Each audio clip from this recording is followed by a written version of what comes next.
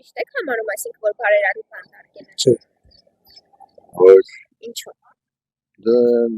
Մարդը բարեգործական ահագին բաներ արել, ինչու պետք է կանոնավորել։ Այդ մարդը ինչա խելոք մարդ է, մեզ մար էլի պայքամ, ով գլուխը պծածում է, կախին դասը տանում կծե բանդեր, ինչի մար, որպես ինչ, մի առաջի բանդագյալը ինքը պտիլ ես, ինքը անգրադետալին է դելալել, վարչապետ հալմին խախինել ակ, ես ընդանի ոչ հվադում է, ոչ էլ իրան ընտրիտ է։ Ես տենց չեմ ճանաչում իրան, բայց տենց վատ բանել չեմ լսել կոնկրետ իրա մասին,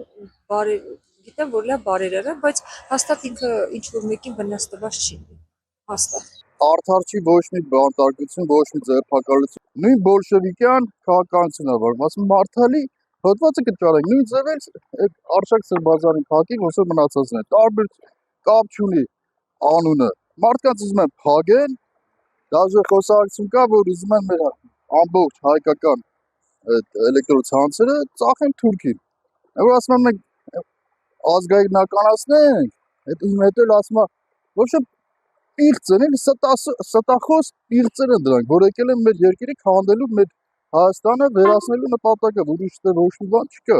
Ոչ, ինչու՞։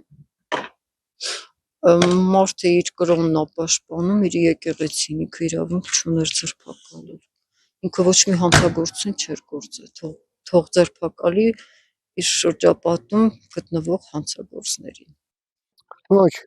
Ինչու՞։ որովհետև նա մարդկային հարաբերություններ շատ ունի։ Չէ, արդար չի։ Ինչու՞։ Որտեղ Սամվել Կարապետյան ուժեղ մարդ է։ Շատ ուժեղ մարդ, ամեն ինչ այլ Հայաստանի։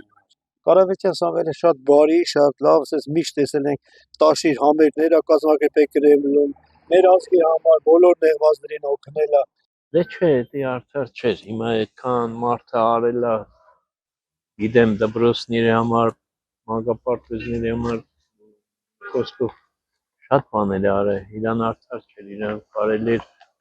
իր հետ խոսել դեպի լավը, ոչ թե միանգամից պահել